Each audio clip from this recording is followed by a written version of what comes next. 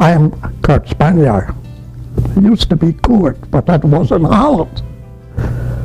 So I guess we're going to talk about Holland most of the time now.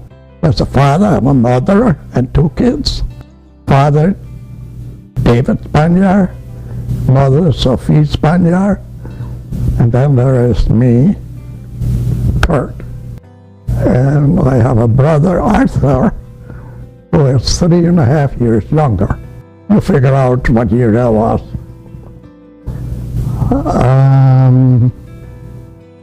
We're living in a little village called Dingsperlo, located in Holland, of course, but right at the German border.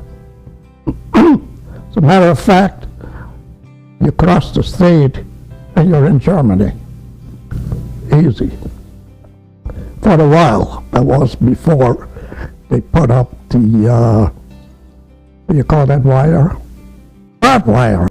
Anyways, my dad was a cattle dealer, dealt mostly in dairy cows, and we had, it didn't look like a barn, but it was used as a barn structure, a barn and a garage for one car. But it would hold about a dozen cows. And later on, you couldn't have a structure like that right in town. I mean, who has, cattle in town? But that barn was built probably, I'd say, around 1930, and there was more farmland at that time. So anyways, we got a permit to keep animals there. And we always had that, we always had animals. We had them also for milk. As a matter of fact, I milked about 2 cows per day when I was 7 years old. I had my own 3/4 pail and a little stool. Dad used to go out on his Harley motorcycle every day. I visited the farmers to see what they needed as far as new cows and what they had to sell, if they had to sell something. And twice a week they had a market, like sales. A market that was, the closest one was on Tuesdays. In town, I'd say about 15 miles from Doetinchem. I was on Tuesdays. And then the upper part of Holland, Friesland, they had one. I was in Leeuwarden. And that was quite a ride, especially in the winter time on a motorcycle. We had another occupant, well, not in the house, but in the barn. That was my billy goat. His name was Hans. And he was quite an animal. I had a 4-wheel cart for him, and he used to pull the cart so I could go to the mill and pick up feed for the cows and whatever else we had to pick up that you couldn't load on a bicycle. All my spare time, especially when there was no school and weekends, I spent on my father's customers' farms, and I was nuts about horses. For example, I used to ride all I could, take him to the blacksmith, which probably was quite a feat when you are 5, 6, 7 years old. I was thinking about the friends that I had, and there were actually 2 Jewish boys, each humanist, and Paul Hertz. Paul Hertz, his family came from Germany. They must have smelled that things were not going to be too rosy, and the minister had lived in Dingsbüttel for at least 2 generations. And then there was a girl. She may have been 1 year older, I'm not sure. Susie Greenbaum, which at that time was Grünbaum. And her father was a horse dealer. And I remember him always wearing a suit and smoking cigars. And I could see his face right in front of me. And we are talking, 70 plus years ago. It was in May. The problem is, and it isn't funny, I think it was 1942. Somebody else said it was 1943. I say 42. In May, I'm walking with Hans at the wagon. I just left the house, and all of a sudden there's a sound like a heavy buzzing. And I look up at the sky, and there must have been 1 million crows or so. The only thing is they weren't birds, they were airplanes. That's how the Germans came over. I don't know how far they went, where they stopped, but that was the end of Holland's freedom. I think our army held out for 10 days. That was it. Queen and her family went to England.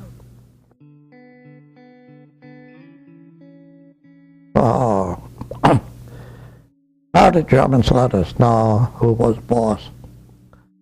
And I guess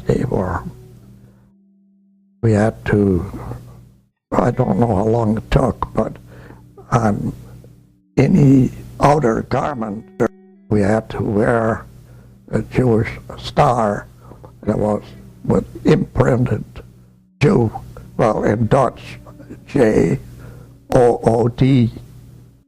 And so whenever you went outside, that's what you wore. It didn't take long. They took all the, like bicycles, if you had cars. They took the bicycle. I'm talking about the Jewish people. And not too long thereafter, took the radios, probably so you didn't get advance warnings or, were left in the dark about what's going on. But I know they came by and rummaged through everything. They were looking for literature that was anti-German and guns, They were just, well, there's never one of them came. There were always 4 or 6 of them. And I remember Arthur was sleeping during one of the visits, and one of the Germans whispered to my mother, "Get rid of him, things are going to be bad." So It must have been what you'd call the only good one. My dad couldn't do business anymore, and he had a partner. I tell you the name? Willem Schuurman. And Willem Schuurman told my dad, when my dad came to pick, he had the cows by now, so when my dad came to pick up some milk for our family, said, you can't have any milk. It's against the law to provide help, to Jews. He said, can't do. But Dad left. Well, after the war, we took care of that.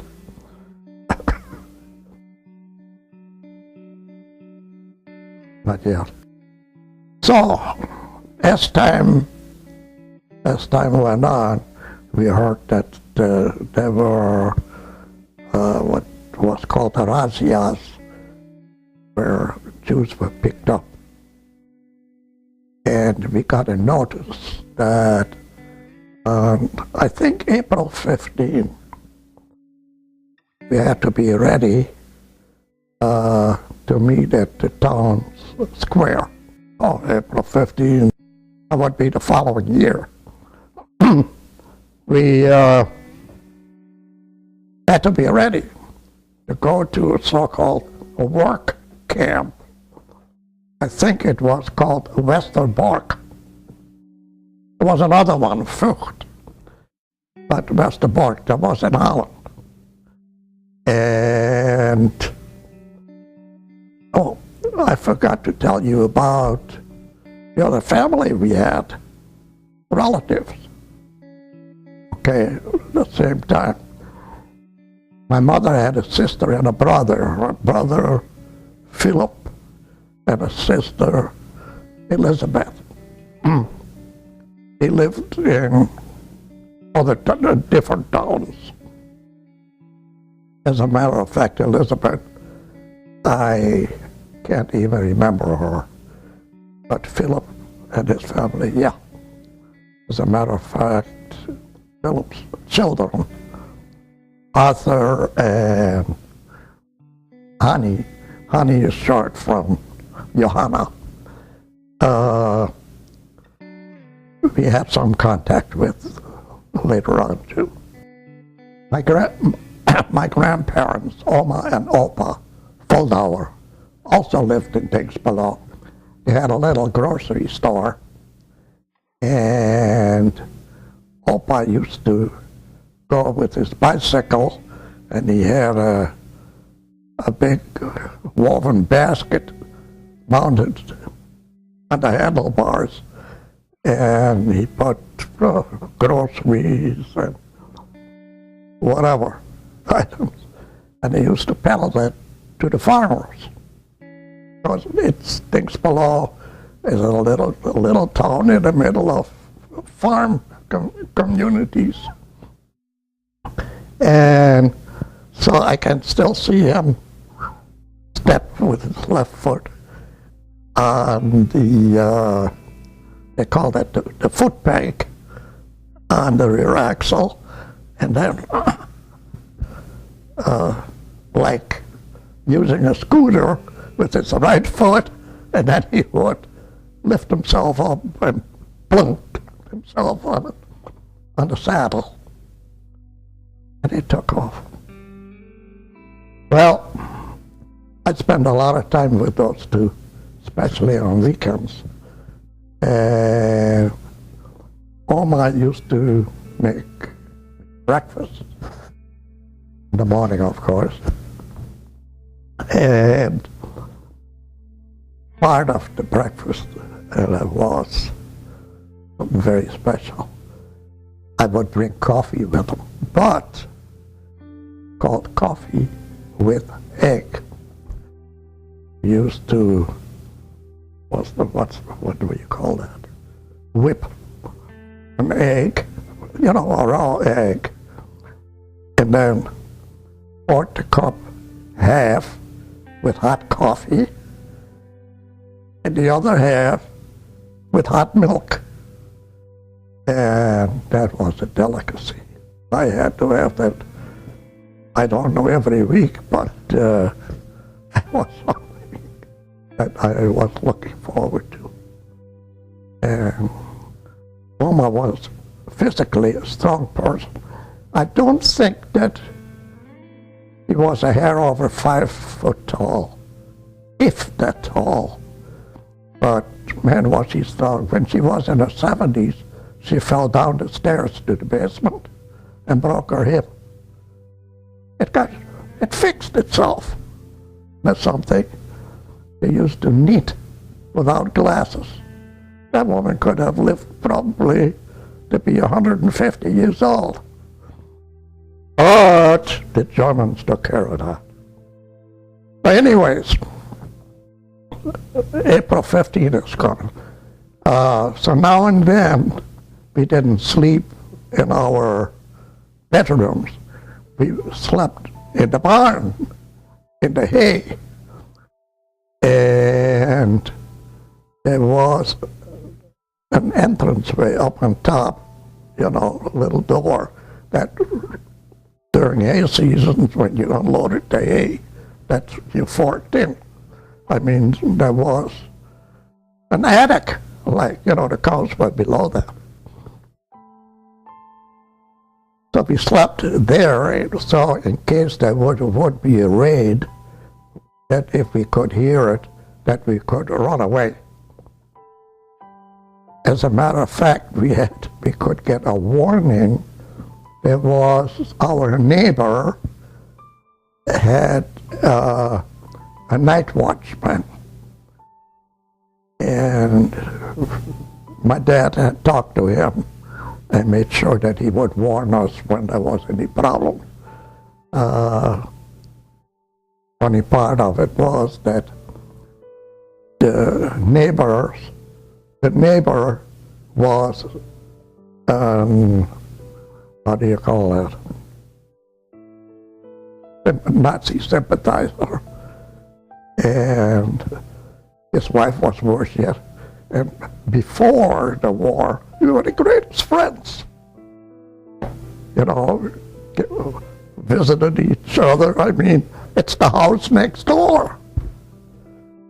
Unbelievable. But anyways, so we slept there, and my dad a couple of times went somewhere else to sleep, so Mother Arthur and I would sleep in the hay just by ourselves.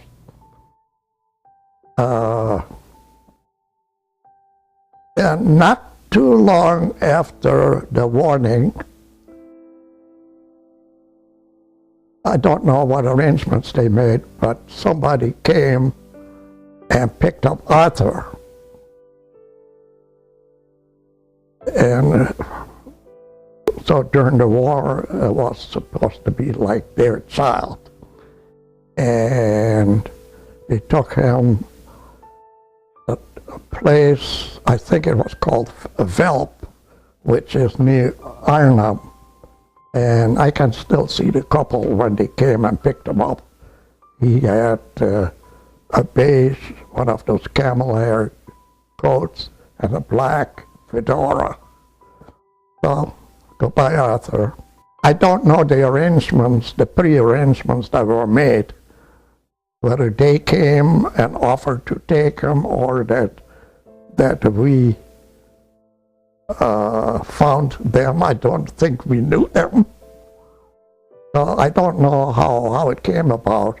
And Arthur, at about, 4 or 5 years old, I'm sure he doesn't know either. But I know he did not have a good time, because he was gone for a couple of months. And the local policeman kicked down one policeman. Local policeman came to visit us and say, look, the word gets around that your son Arthur isn't around anymore. I would recommend that you get him back, because otherwise things are not going to be too good for you. So Arthur came back, and Arthur was happy to be back. My mother had sent toys along with him, and those people had either one or two more kids, but I know one of them was a boy, and Arthur could not play with their toys or their own. He had to sit separate to eat, and I wonder why he took him. What was the purpose? But anyways, so Arthur is back, and now we are a four family again. Now we know that April 15th is D-Day, you know. We are leaving for the work camp. So we said, well, what about Hans? Yeah, I don't know, we'll see. So a day or two later, my dad said, oh, did you get the mail yet? I said, no, I didn't. He said, oh. Okay, he said, why don't you get it? I got the mail, and there's like an official looking letter there. It says that we know that you have a goat, a billy goat, named Hans, and he would sure make a good animal to pull equipment for Germany for the war. So we want to pick him up so-and-so day. Wow. Now what? My dad said, you know what? We're going to fool him. We're going to eat him. I thought, no.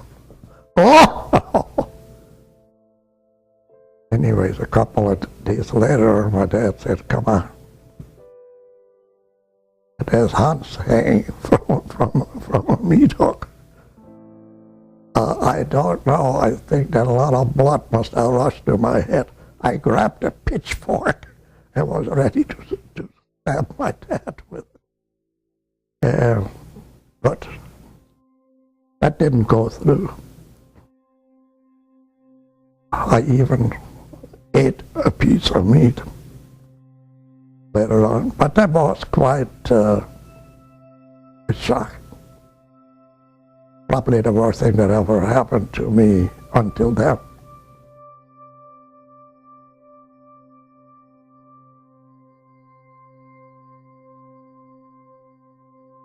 But April 15th is coming, so April 14th, we are ready to say goodbye to the house. Oh, and everything was told to us was how to organize, you know. Only take your jewelry and your personal belongings, you know. Everything that you can stuff in a knapsack. And the knapsack has to look like, they gave you the dimensions. So we all got knapsacks. But the day before, we stayed at the house. Oh, we stayed at the house through the 14th. So the next day we are supposed to go. So the 14th, and my dad had made arrangements for us to go into hiding. Luckily, he found some good people. So he said, go to so-and-so farm with Arthur in the afternoon. And we did. Arthur and I walked to a farm. Was called at Foster. And the name was Koert. I think it was Johann Koert. So Arthur and I stayed there until at night, and Father and Mother joined us there, and somebody came and picked up Arthur because Arthur went to a different place. Somebody from the underground picked him up. So, and then Mother and I went to a farm. It's all in the neighborhood. To a farm from Anton Heidemann in the Herne. The Herne is like a suburb, about a mile from Dingsbüttel. So Mother and I went there, and Father went just about 1 block west of there at Blacksmith, Lummers, I believe it was. Yeah. So now Mother and I are there, and we are staying just above the kitchen, which was a bad place as far as movement also, because you walked, you can hear it, and talking, it was just whispering. And a couple nights we would come down after hours when all the windows were covered, doors locked. We would come down and sit with them. But at almost 6 months, there was somebody else at Heidemann's also. There was a young fellow, I'd say in his 20s, who came from the city, like Amsterdam or so, and those young people were all supposed to be working in Germany. But he didn't want to go. So he worked during the day on the farm and slept there also at Heidemann's. But there was somebody was bicycling around the area and doing jobs for the Germans to round up people who were questionable as far as belonging where they were. His father was a preacher, Kozelman. Preacher was fine, but the son was no good. He probably was on the payroll from the Germans. He saw this young guy, and he knew that he didn't belong there. Things around Dingsbüttel, everybody knows everybody, and he had never seen this kid. So one night, it just so happened that Father came from the Smith and walked over to Heidemann's where we were, which, as I say, it's a block, and he was staying with us for a couple hours. There was a knocking at the front door. Let us in German. So there were a bunch of Germans that were anxious to get in. Now, we were upstairs, like I said, over the kitchen. So, I didn't tell you, Heidemann had 3 daughters, okay? Mineke, the oldest one, and Johanna, and Luce. And why that is so important is that the girls got busy because One of them had to lay in our bed because the bed was warm, and one of the others had to lay in the boys' bed. So he knew where to go, upstairs. And the attic part, which is, equal on the same level as the second, it's the second floor. That it's where the hay and the straw goes, or to feed and lay the stalls for the cattle. In the back of the room, there's a closet for clothes. And in the back of the closet, they made a door. So from the room through the closet, rear door, up to the attic, where the straw and the hay is stored. Okay? On the bottom, no, I would say the floor, they cut out, I'd say probably 3 by 3 foot square, and put a handle on the inside, and that square was built over a reservoir. There's a reservoir where the water was pumped in for the cows, okay? And it had all kinds of piping to the drinking cups for the cows, what they call self-drinkers. But at certain times of the year, that reservoir is dry because there were no cows in the stalls. They were all out in the pasture. So what happened was that I don't know which one of the Idamans, but he came and took that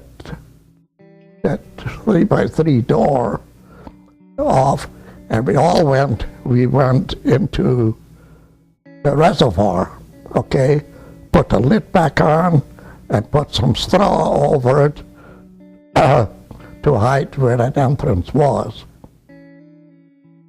And that's it. My dad grabbed onto the handle, which I said before was on the inside. I was just done, and the Germans already came upstairs.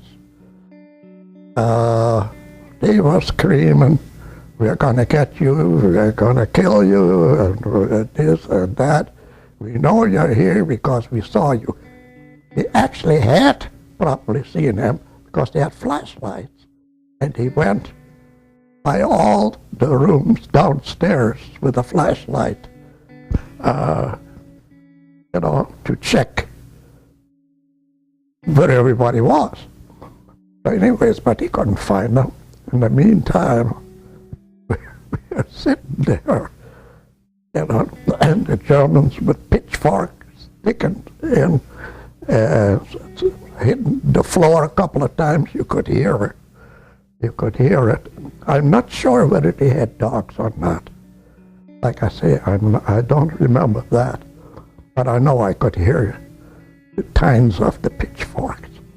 So, but luckily, they never saw, the outlines of that 3 by 3 door. But finally, they left. My mother was so scared because that guy from the city, the boy, was shaken so badly that she was afraid he would start to scream. So she was sitting there all the time with her hand over his mouth. For me, it was quite a surprise because when the Germans came, I was asleep. My dad picked me up, and all I remember from from there on is that I went down. You know, when I was lowered into that space. Well, the Germans were teed up, I guess, and they took Anton Heidemann with them. And to confess, you know, they were going to put him in jail and this and that. But was a very soft-spoken man, unbelievable. But the next day he came home again. They let him loose. But now, and especially his wife, they were scared. I mean, this is after you were already 6 months. So we had to move. They found us another place, and I'd say maybe a half a mile away. It was called also a farm, the Buitink. And the name of the farmer was Derek Koert. That Koert was a bachelor, and he had 3 sisters living with him there, and a farmhand. Sisters. One of them was a nurse, one was a teacher, and the third one I don't remember what she did. Maybe nothing. And there was a, what do you call that, housekeeper? You know, a woman who did the cooking, and but she was part of the family too. Very nice person. As a matter of fact, after the war, he got married. He married her. I had a bunch of kids.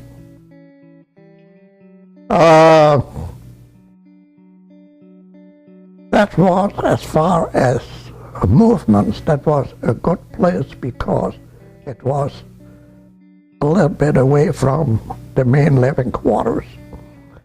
And we could talk. And I found out that after 6 months whispering, I had lost my voice. I couldn't talk for one whole day. Then it came back. So, and it was good. We had good times there. I remember my dad had a birthday there, and Koert was drying tobacco in his one of his buildings. I got a bunch of tobacco leaves and crumbled them and cut them to size, and with a little manual hand rolling machine, I made cigars for my dad. You know, the cigarette size, but cigars, maybe 100 of them. The only thing was that I packed them so tight that you couldn't suck air through. It was fun because Dad chewed tobacco, and instead of smoking them, he chewed them, which I don't know whether my mother was aware of it. I forgot to tell you that when we went to the Buitink, there by Koert, that my dad was also with us. He was no longer at the Smith place. You know, the funny part of it was, which was right across the street. but didn't have to far to go. I don't know how long we were at that place at the party, but it was kind of a step to different places, because the partying, you had some more people. You had 2 Dutch sailors.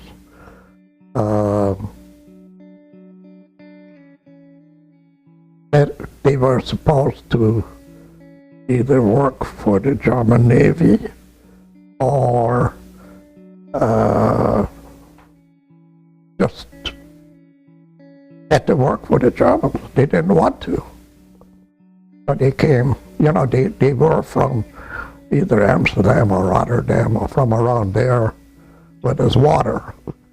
So then we had to leave there, and luckily it was warm weather, and we went to a place, I don't know how that happened, but it was a family called Koert.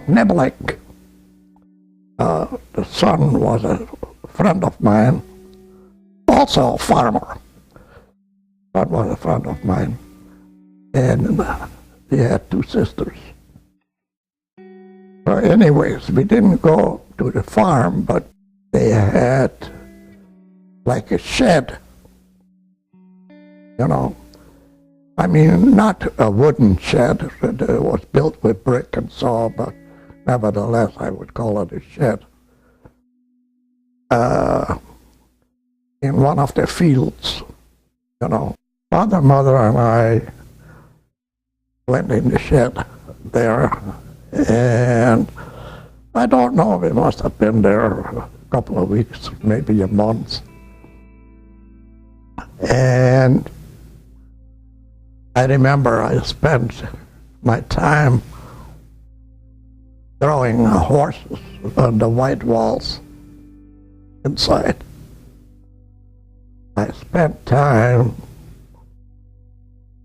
shooting flies and mosquitoes with a homemade rifle from a couple of planks with rubber bands. And I got so efficient, all I had to do was aim, and the fly was dead. But anyways,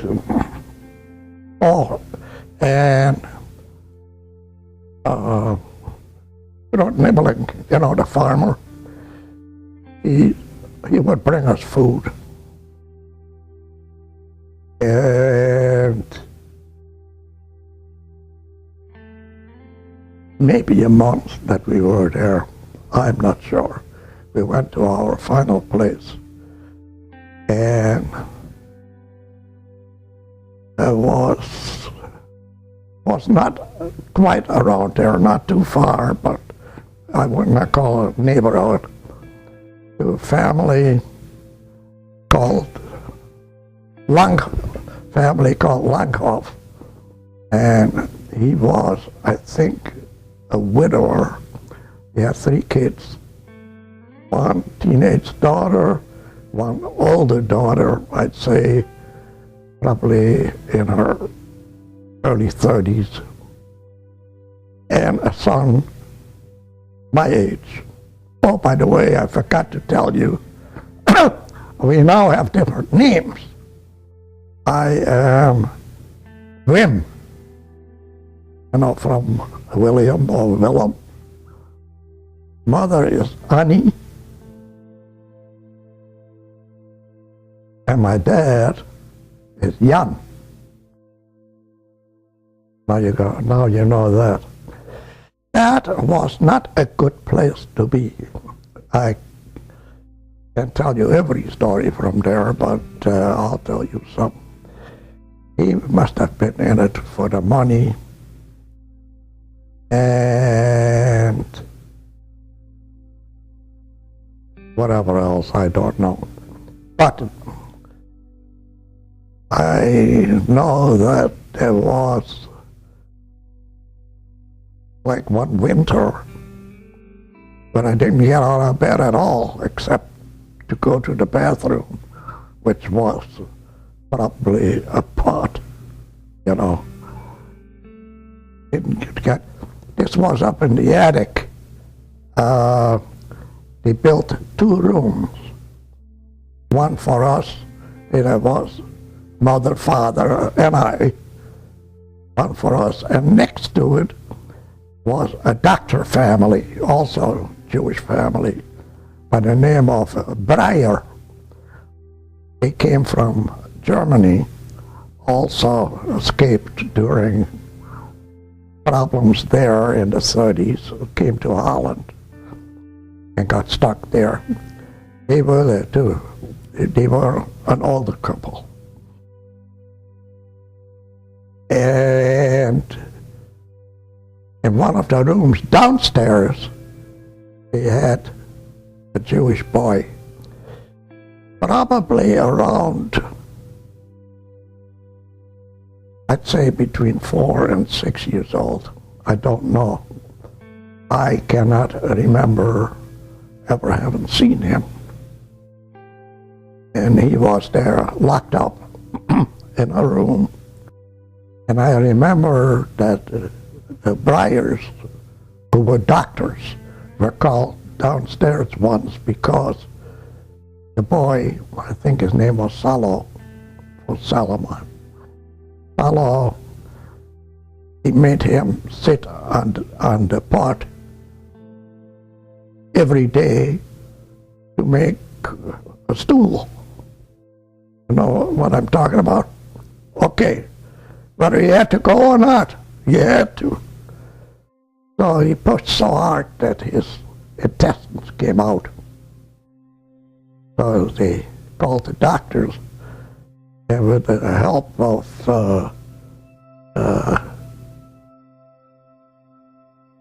corn oil or whatever, you know, they had to push the intestines back in. Don't forget that. That was bad. Another bad thing was that my mother found out that her parents, my Opa and Oma, my grandparents, were picked up and sent to concentration camp. My grandpa was 76. My grandma was 86. Like the dangerous people, you know. I mean, you got to kill them. There was another guy in town, Lehman Halbrun. He was 96 and blind. They picked him up too. It's something else. Some of the other people, like in the beginning I told you about who I was friends with, Hertz and Munist. He never came back either. Lucy Grunbaum did. She is living, I'm not sure whether it's Ohio or Pennsylvania. I do have her address, and I remember I talked to her once. I may even have seen her. At night, you know, they would have what do you call that, dog fights, where the American, the British, and the Germans had air fights, and they were shooting right through the roof. And you didn't blink an eye, you got so used to that kind of stuff. Yeah, and it was dangerous there. There was, like, a teenage daughter took up with one of the German soldiers, who then stopped by every weekend and to have a little intimacy, gave his rifle to the kid brother, you know, who was, what, 10, 11 years old. And the kid, he would go outside, you know, to front of the house and yell upstairs, Wim, look what I got. You know, yeah, fine. As a matter of fact, and it was kind of miserable there because the main meal for I don't know how many was green beans out of a salt pot. Oh, it was terrible. Also ended up with fleas. All you need was a little plate with kerosene. It was easy to catch the fleas. I mean, you were getting pretty handy at catching them, you know, rolling them between your fingers and then dip them in the kerosene, and they were dead.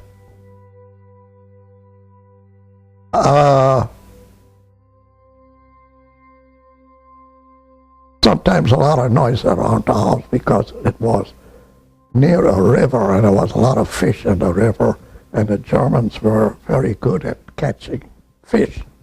All you did was throw a hand grenade in it and they came just, you know, floating up. What else? Oh, I don't know what happened, what got into me, but the boy came up one day and said, hey, let's go outside for a little while. It is so nice. It's unbelievable. Well, I hadn't been outside for I don't know how long. I went outside and wow, I'm outside. You know, beautiful. In the meantime, a Nazi sympathizer came on his bicycle to the house. I don't know whether I recognized his bike or saw him, but I couldn't go into the house. So I had to wait until he left. And man, did I get to hear something from my father.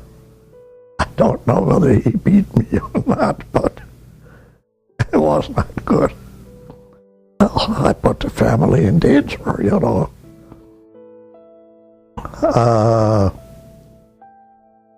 Getting towards the end of the war, and one of the towns in Germany, I think it was Essen,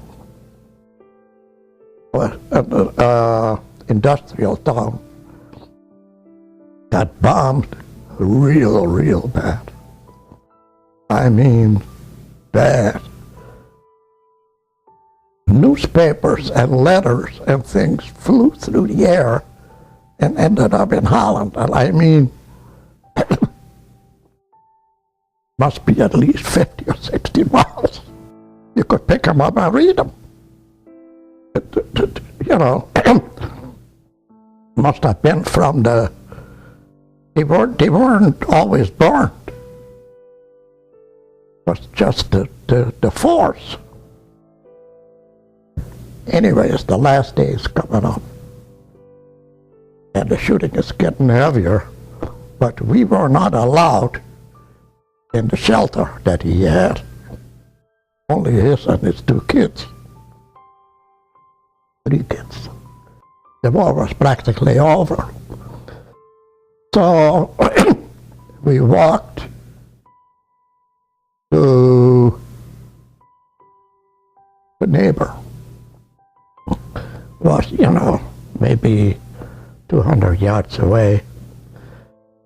And the neighbor had a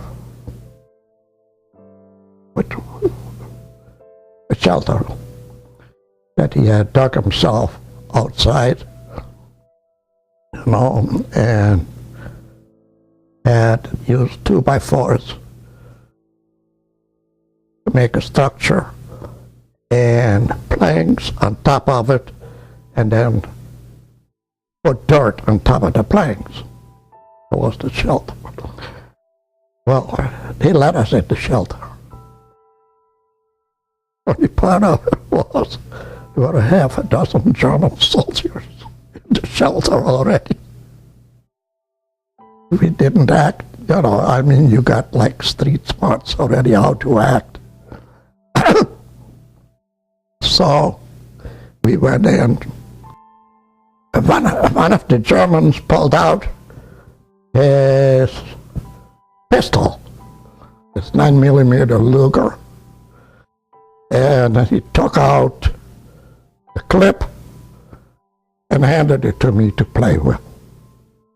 I acted like I was shooting. And then there was a noise outside, and those were the Canadians that came to tell us that it was the end of the war. So everybody went outside. The Germans had a white whatever, they got taken. My peripheral vision is terrific. And as I walked out, I saw the German who had the Luger take the Luger and pushed it up on top of the plank, the ceiling of the shelter, and hit it there and left. Well, because later on I went and took it. I still got it. But now we are outside, and hey, outside again. It's nice out. And my mother, in broken English or whatever, said, "You want to know where they are? Where there are some? Up at that farm. I'll show you." And she climbed on the back of the Harley, and he went down. She showed. Sad part was that a couple days before, my dad had put on a fake mustache and sunglasses, and so I took a bicycle and went to Dingsboro town to look at the house. The house was fine, but when we went to the house, it was half gone. It was a hit. The last day of the war,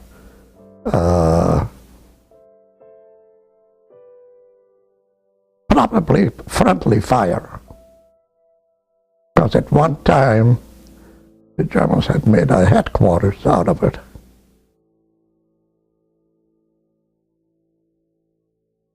Well, anyways, we couldn't go home. We found some living quarters in the Herne, which was close to the places where we had been in hiding. It was the headmaster of the school.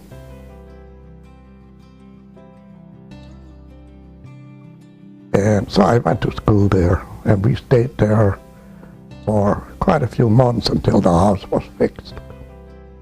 When we moved in, they tried to put another family with us in the house. It's for one family dwelling, actually, There's no, my mother got so upset. But when she heard that before that her parents were picked up, so I think that did something to her. She never was quite the same.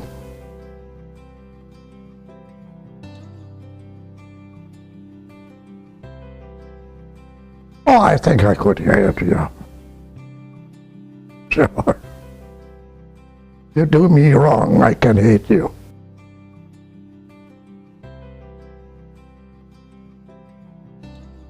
No. It never did.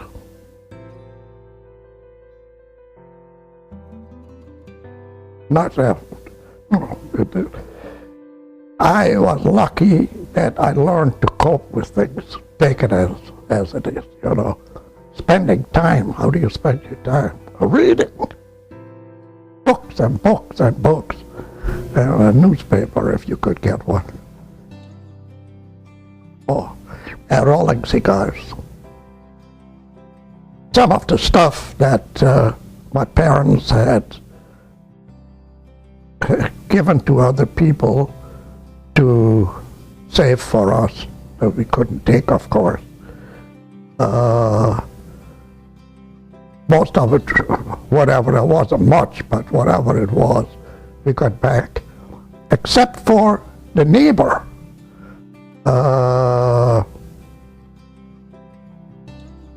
My mother had a beautiful set of dinnerware, knives and forks, and so German stuff, but high quality, like knives with tag handles, you know, and so on. And the neighbor next door said, no, they don't have them anymore. But my mother went to the grocery store at one time, and she saw one of the knives, and not broken. I don't know how old I was, but not old enough, because I would have gone and said, I want this stuff, and I want it now. And if not, I'll break your neck, your F neck.